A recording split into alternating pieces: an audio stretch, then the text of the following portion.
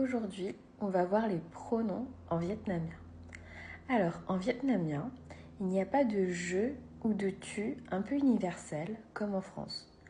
En fonction de votre genre, de votre âge, de votre statut, on ne va pas vous appeler pareil.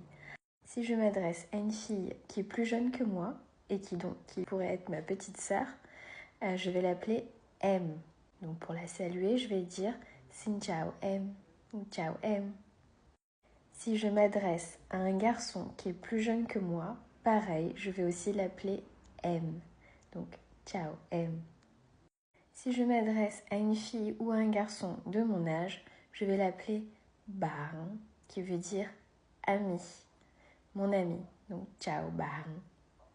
Mais si je suis en couple, j'appellerai mon petit copain Anne et lui, il m'appelle M.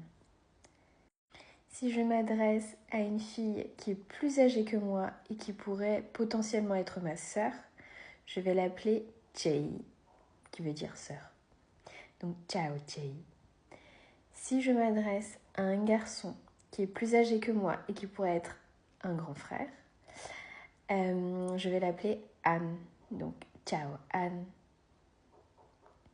Si je m'adresse à une femme qui est plus âgée que moi et qui pourrait potentiellement être ma tante ou l'amie de ma mère, par exemple, je vais l'appeler Ko. Donc, ciao Ko.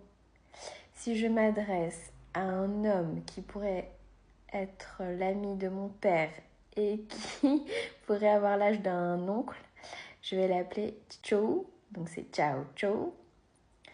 Si je m'adresse à une femme qui a l'âge de ma grand-mère, donc je vais l'appeler Ba. Ciao Ba. Et enfin, si je m'adresse à un homme qui pourrait avoir l'âge de mon grand-père, je vais l'appeler Am. Ciao Am. Après, si vous ne savez pas trop, vous pouvez quand même appeler la personne par son prénom. Par exemple, si je m'adresse à Brian, je vais l'appeler Ciao Brian. Et si je m'adresse par exemple à mon docteur, on dit Baksei. Voilà, plutôt que dire Am, même s'il est très âgé, je vais quand même l'appeler par son statut, sa profession du coup. Ciao Baksei. Voilà.